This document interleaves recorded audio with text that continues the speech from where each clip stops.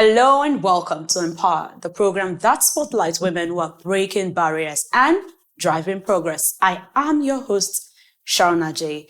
And today on Empower, we have a delectable guest who is a British-Nigerian scholar, entrepreneur, and global voice on migration and inclusive development.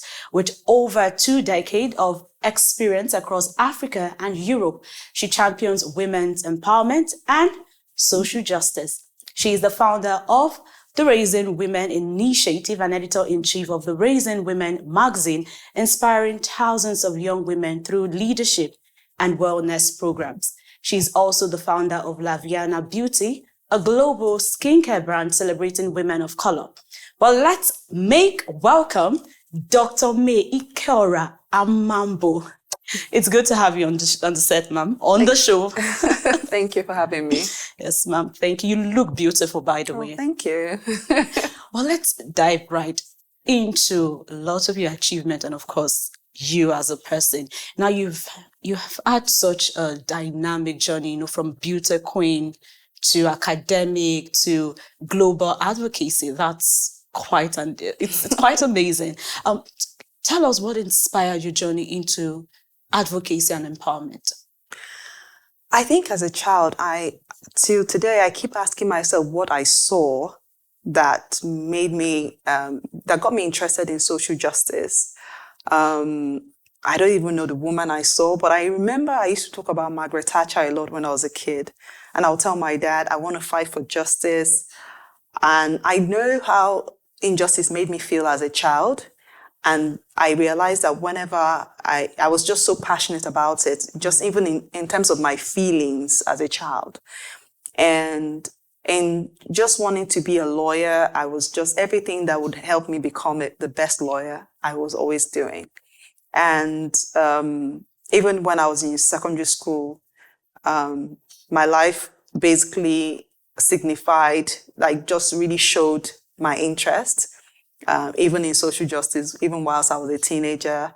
And I think even my classmates in secondary school or even primary school, looking at my life today and what I do, are not actually surprised because I've always sort of embodied what I do since I was a child. Interesting.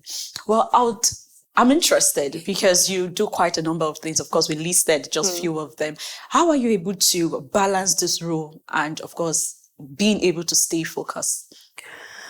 I think it has a lot to do with my personality because I would say I'm a multitasker, and I would say that I get tired of some things easily. So I might not be tired, but I might get tired of something. Okay. So usually in a day, if you look at my to-do list, there'll be quite a number of things I need to do, and I set timing for them because I already know my threshold. So, even just the things you've named, Laviana, Raising Women Initiative, the magazine, I still do a lot of consultancy, so there's still a lot of academic work I do. And so in a day, you will see that I will section my day across those things. And I'll give all of them the same energy. Just because when I'm starting something new, I have this burst of excitement. And then I start to get tired. And then when I see another thing that is new, I have another burst of excitement. I think it's over the years I've got to understand myself better. And I'm still trying to understand myself because, as long as we are living, we're really understanding ourselves better. I'm not the same person I was in my 20s.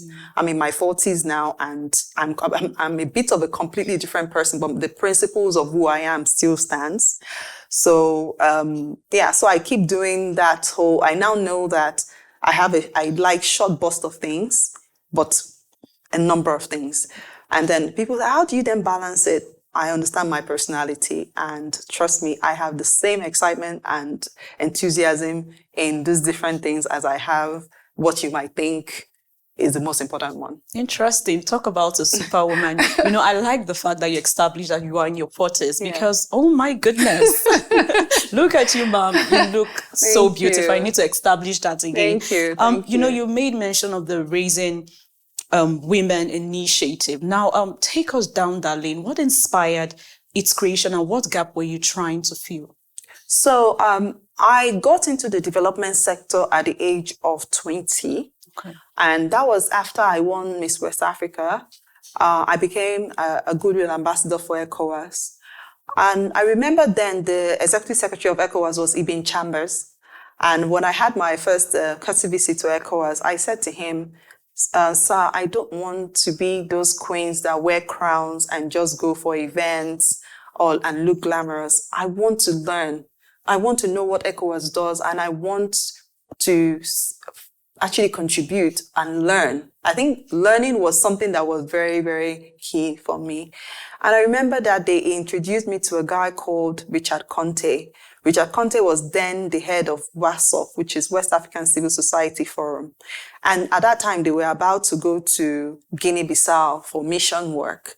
And he was like, oh, really? You want to get your hands dirty? Yeah. Get ready, Guinea-Bissau next week. I was like, really? And that was my journey. That was how I basically started.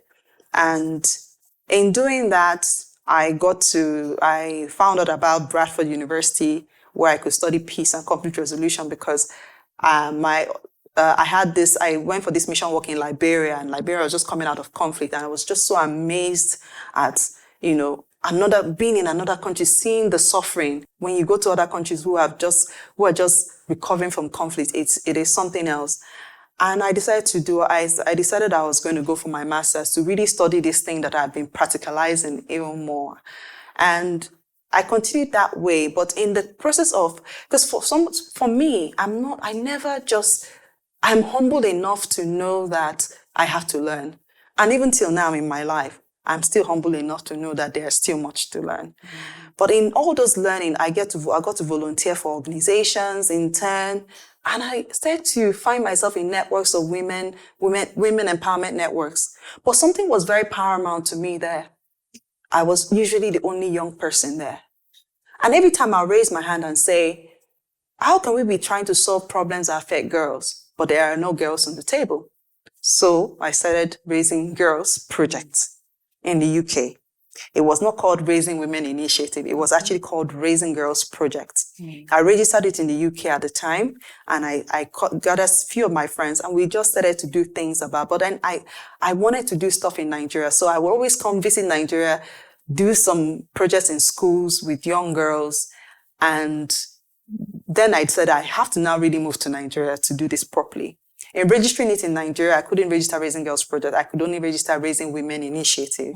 And that was how the name came about. But the true focus was actually raising girls to be great women tomorrow. Interesting.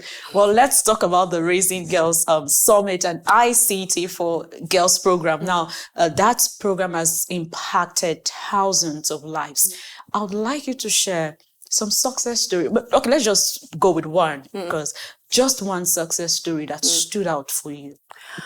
I think for me, last year's Raising Girls project was a very successful one. We had hundreds of girls participate, but different from every other Raising Girls project we did, we had them do a debate.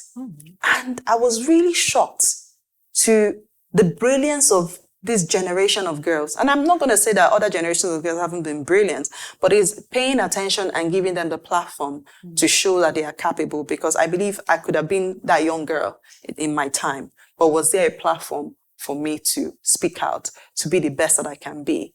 And I was so happy that we could give them that platform, but it just also opened my eye to the potential there. So we did we decided to have feedback from these girls. And they started to tell us, we want to take charge of Raising Girls Summit. We don't want older women telling us, which took me back to what I was trying to achieve in the first place. But this time around, the girls are now saying, we want to take over. We want to be in charge. We want to speak. We don't want women way older than us telling us how we feel. We are a living experience of what you're talking about. So we should be the one sitting at that table and talking about it. And that led us to Raising Girls Summit 2025, which will be hosted by the girls themselves for the first time. It is a true success because we were able to practice what we preach, which is handing the baton to these girls to show their capabilities. And we set up a committee recently, a month ago or 2 months ago. And this girl, I attended one of their committee meetings with, there's girls in one of the secondary schools in Abuja. And I was just amazed. They are even thinking better than us. And they are the ones inviting the girls. Mm. And then they decided, Dr. May and the team, we need the boys to be part of our conversation.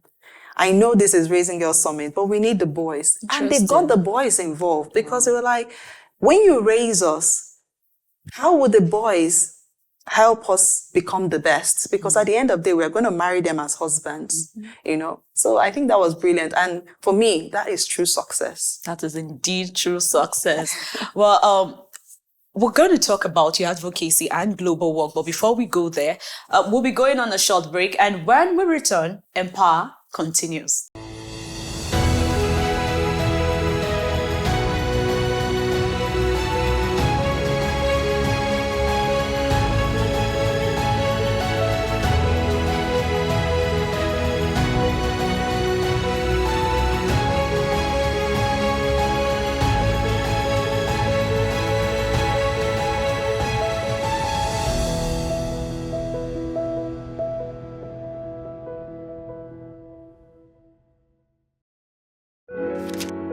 Everybody has a stake in making the world a better place with love and compassion. As we thrive daily, we continue to strive to face the many challenges that faces our Earth because together, we all matter. On one side, we are exploring the captivating stories, the trends, the glamour, while on the other hand, we're looking at the love, the care and compassion from our champions. In our Stars Quiet Cove lies the burning passion for humanity, which is seldom known and unsung to the world. Join me on Famed to look at the flip side of your favorite beyond the regular.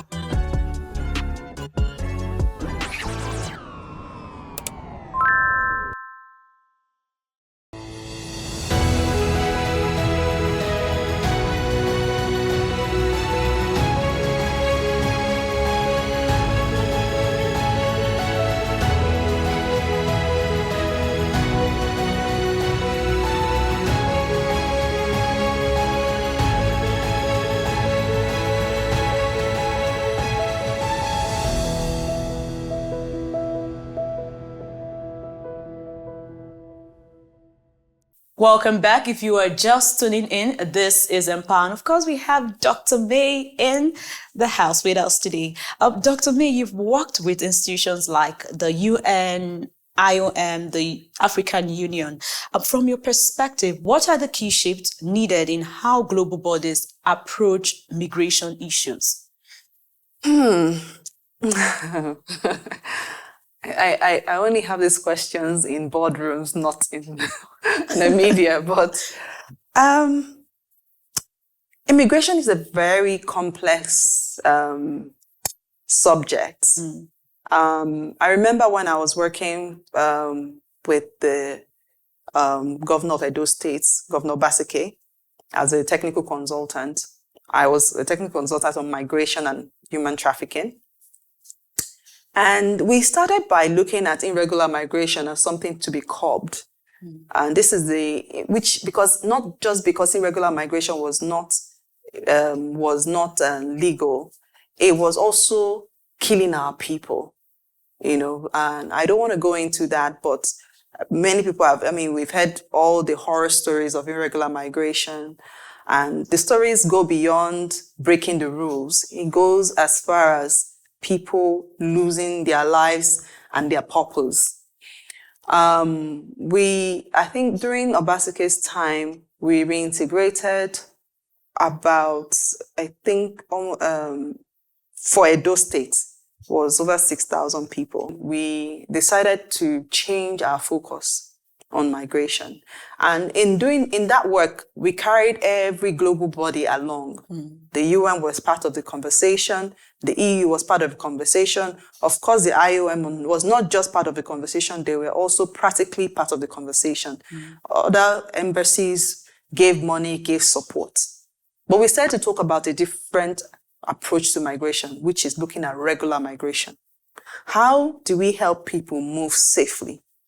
How do we make migration profitable, not just for the people who are moving, but for the country, and also for the destination country, the transit country, the country of origin?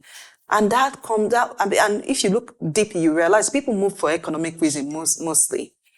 But there are ways that we can exchange ideas, exchange skills, between countries, and also create a legal pathway to safe migration. I think that is what we should be looking at. It was what we were looking at. I remember we had several meetings in Berlin. I was part of the delegation to Berlin, meeting the German government and really seeing what the German government were doing and how we can, in Nigeria, tap into that. What don't you have? What can we give you? What do you have? What can you give us back? I think migration should be an exchange rather than a drain to the destination country, a drain to the country of origin. Nigeria today, doctors are moving. It's a drain in our economy. It is a drain in our capacity to build our economic and not just our economy, but the development of our people and the infrastructures, for instance, even the health infrastructure. So, and I know that when people think of my answer, they would want me to talk about what's happening in America. The truth is, if our country is well developed, if our country thinks of its citizens, we will not move. And if you go out, I lived abroad for many years, and I can tell you that Nigerians are doing so well. Why can't they do well here? It is the enabling environment for them to show themselves. So I think that we need to approach migration from the root cause of migration. And we need to take responsibility as a people. People today, everywhere is japa, japa, japa, japa. It's not even better abroad. The doom and loom in Nigeria is also happening elsewhere. I mean, I was in London the other time and I was like, man, London is not like London, how London used to be. It's just the atmosphere. People are also like suffering over there. Not Nigerians in particular. People in general. Things are more expensive. Exactly what we are going through here. But the question is, we, the people, what are we doing to save our own country so that it is conducive for us? Because at the end of the day, no matter how far you japa, home is home. Such a remarkable comment. No matter how you japa, home is home. Home is definitely. Home. Yeah. Let's move to human trafficking. As we all know, human trafficking is great concern in our society today. And as a global voice on human trafficking, I would like you to tell us what are some ways that policymakers and community can come together to help, give protections to basically women and girls, because those are the victims mostly of human trafficking. Well, in terms of policies, we have policies. Nigerian does not lack policy. We have laws. I won't come here and say create more laws. The question is, what are we doing with the ones that we have? Are the agencies who have been given the power to deal with this equipped, funded to do the job that they need to do?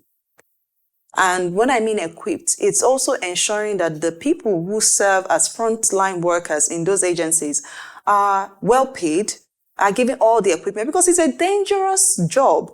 We're talking about organized crime. The third most lucrative business in the world is human trafficking. But I think sometimes we look at it in one dimension of sexual exploitation. But human trafficking is so much more than sexual exploitation. Every time we hear, oh, did you see that dead body? They took the girl's breast, they took this breast, they took that. And we talk about it like a cultural or cultic happening in our society. But someone's organ was harvested. And where did the organ go? It moved somewhere. When you hear those stories and read those stories, nobody mentions trafficking. We just say something is happening in Nigeria. Someone's breast got, and people are concerned whether the girl was a prostitute. No one is, and people just, oh, Yahoo boys. No one is talking about the real issue. There's another aspect of trafficking that we don't talk about. In fact, we actually laugh about it as part of our culture. Domestic servitude. You might be sitting with someone and the person telling my housemaid, how old is the housemaid? Usually a child. And the other day on Instagram, a lady was showing how she treats her housemaid, an underage girl. And she was very proud and telling people, you learn from me. And someone said to her, do you know you are proudly advertising child labor? And she attacked them. Go and do this for your house girl and all of that. But you can see the nonchalant, passive attitude towards something that is clearly a crime. And I don't see any government or any official calling the lady to order and using her as an example to say that, see, wrong, when you've gone against the law, you've gone against the law. It doesn't matter whether your intention is to make the girl better. So there are other things perpetuating in our society that we as a community, as people, we accept. We see it as normal because it serves us, that we should be talking about. So government has its own role to play. But as a society, I'm even thinking, even in the little things, as I know people are watching today, and just look within you, in your home. Who is that house girl? Is she under 18? That is child labor. That is domestic servitude. There is nothing glorifying about there's nothing amazing about having a house help that is a child carrying your own baby. And for me, I prefer to practice what I preach. I'm very conscious of that when I'm with my friends and they are talking about their nannies, and I always ask, how old is nanny? And they tell me, I said, please let that girl go. If you're going to help the child. Don't enslave them, because that's enslavement. And then you cover yourself on the guise of, I'm sending her to school, I'm doing this. Ignorance is not an excuse when you go against the law. So I feel like there are policies and there are laws, but even us as a people. And I say this as a Nigerian who believes that Nigeria will never be better until people start realizing that it is our shared responsibility to make our country better. Our government is a true reflection of who we are as a people. So if we want any change, a change must start from us. Definitely. Doing what we think is right for our country before we demand what is right for our country. Interesting. You've spoken extensively well on this issue. It seems like we're even this was exactly what we're talking about or this should be what we should talk about from the beginning, but of course, let's move forward. Let's talk about Lavana Beauty. When you talk about beauty product, of course, all women, we should be excited about it. And by the way, congratulations on Lavana's 10 years anniversary. Thank you so much. You've been doing so well with Thank the brand. Lavana Beauty isn't just of course, it's just not a brand, it's a statement also. I'd like you to share with us what message are you trying to pass to women of color through your product? So when I started Lavana, I actually started Lavana because I wanted to create two things. One was a gap for women of color. Whilst I was in the UK, I have to go all the way to, it's like, just imagine if you live in Lagos and you have to go all the way to the mainland just to buy a beauty product that suits your skin. And that was what was happening to me in the UK. I lived in North London and I have to go all the way to South London. And I have to really think about this trip just to buy beauty products. And I realized that even what we do back home informs what we buy even in the UK. Like, because when I want a recommendation, I think about what are my sisters in Nigeria using that is great for them. I don't ask what is Beyonce using or what is a Caucasian woman using. I focus on my skin color. Yeah. But when you go to the mainstream stores like Boots, Superdrugs, I don't find anything that I like for my skin. And so that was one gap that I wanted to close. But I also wanted to use that as a point of advocacy for women, because I realized that beauty is part of who we are. Even when I go to schools to run trainings for girls, they will always focus on my makeup, on my skin and all of that. And I see that catches their attention. So I decided I was going to do something that I was going to start a business that was not just a business, but an advocacy. And Lavana was not supposed to be a major business for me, to be honest. It was just supposed to be like a sidekick really. My first campaign for Lavana was My Color, My Heritage. Because for me, I feel like the issue of skincare, colorism and all of that was not something that was unique to Nigerians or Black people. It was also something that Asians also share, and even Caucasians. There was a huge pandemic in England when, all these young girls were going to tanning beds because they wanted to be darker, and it was very dangerous for their skin and causing cancer. So there was a huge campaign in the UK to regulate tanning beds. That was a colorism issue. For us, it was bleaching cream, colorism issue. For Asians, it was also the same thing, whitening, colorism issue. So My Color, My Heritage was a very diverse campaign, which I ran in London. I started doing London Fashion Week at that time, before I moved back to Nigeria and continued Lavana. Nigeria has been really good to Lavana, because it was in Nigeria that Lavana became what it is today. On the contrary to what people were telling me, oh, stay in the UK, build the business in UK and bring it back in Nigeria. And I see everybody trying to export. Don't get me wrong, export is good. But we have not scraped the surface of the beauty industry in Nigeria as entrepreneurs. We have not scraped the benefit of the beauty industry in Africa. I will tell you, I was looking abroad too at some point after being back to Nigeria. And my products was in Walmart. But I'm not going to go deep into that. But my message really is that Africa is a market. And that's my focus right now. Africa is a market. You see, today everyone is talking South Korean product, Korean this, Korean beauty. Do you know that as of 10 years ago, it was very hard to find any Korean beauty brand products in major shelves? But who promoted Korean beauty? Koreans promoted Korean beauty. They loved what they did within their own country. They promoted themselves so much that other people had to love them. And it became part of their export. What are we doing in Nigeria? We prefer to buy the foreign brands. And the foreign people will come here. They are unapologetic about their prices, and we buy. How many times do we even patronize African brands, Nigerian brands? Even when you see all these big social media platforms that are run by Nigerians, when they want to talk about beauty, what products do they put out? They put out the likes of L'Oreal and all the big foreign brands. Hardly would you see them talk about us. So we have a lot of work to do. And it's not just about the advocacy. The advocacy is not just on beauty. The advocacy is on identity, on the economics of our own market, and us truly, truly taking over. Oh, quite interesting. I just hope that lots of beauty brands are out there, whoever would see what you're saying, hear what you're saying, and try to work with Nigerians. You said something that struck me. South Koreans, we see their product literally everywhere. But who promoted their product? Koreans, South Koreans themselves. And if we can do that for Nigerian beauty brands, I believe would definitely, skyrocket our brand, not just in Africa, but beyond. Yeah. I'm talking about beauty. As someone who has won the crown, I'd like you to tell us, how do you now redefine beauty beyond, appearances?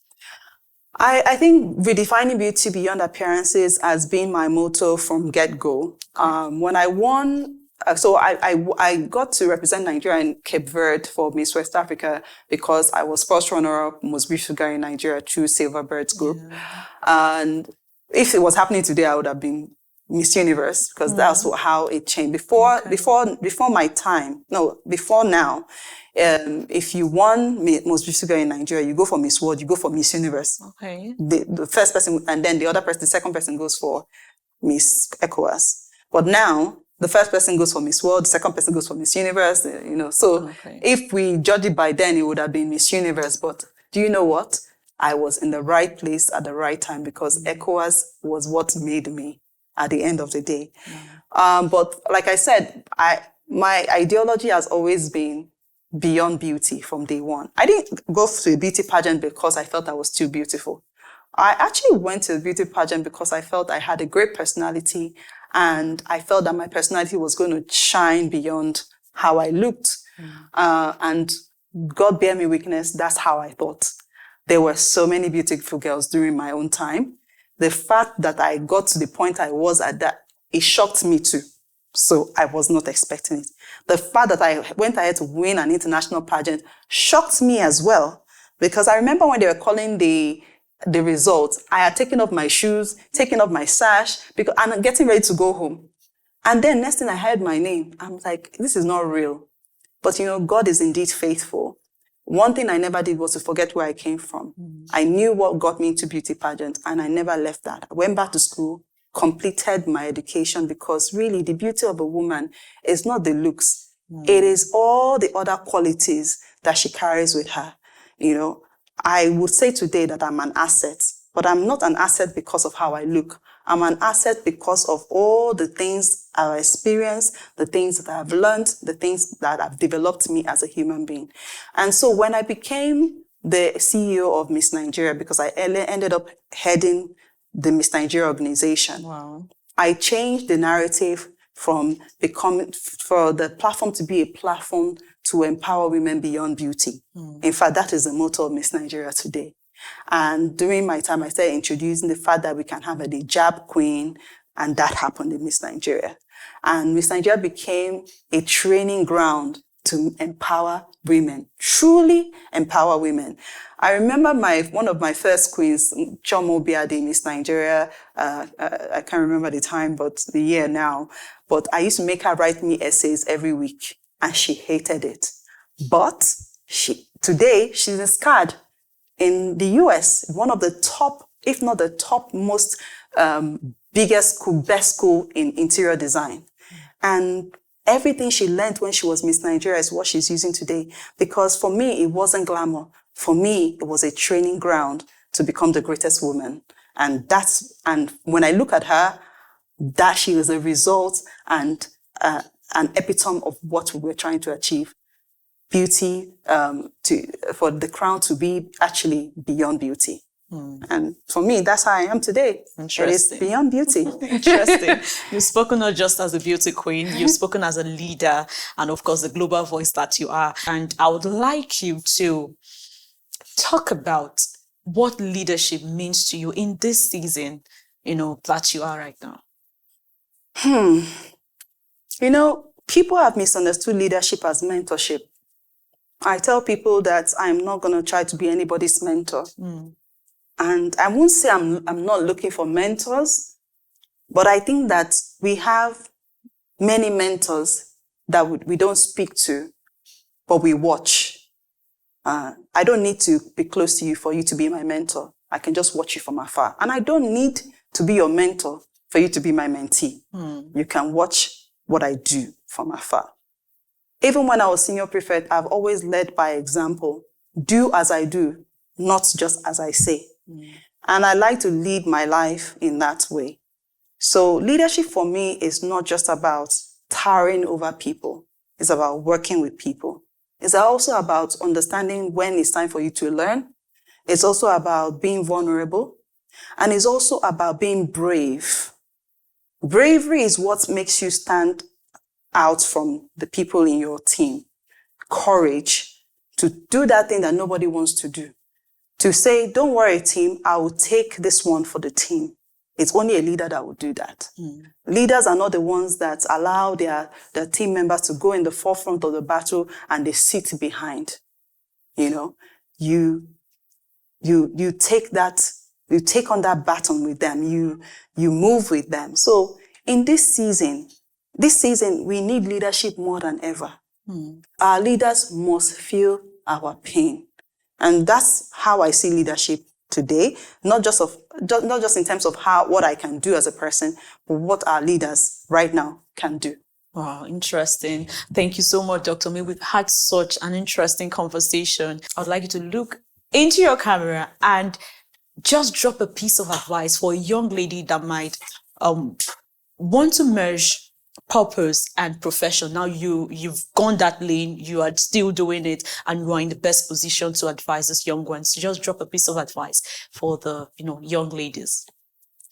So in a world that promotes personal branding and visibility over true purpose, I would say don't get carried away by that.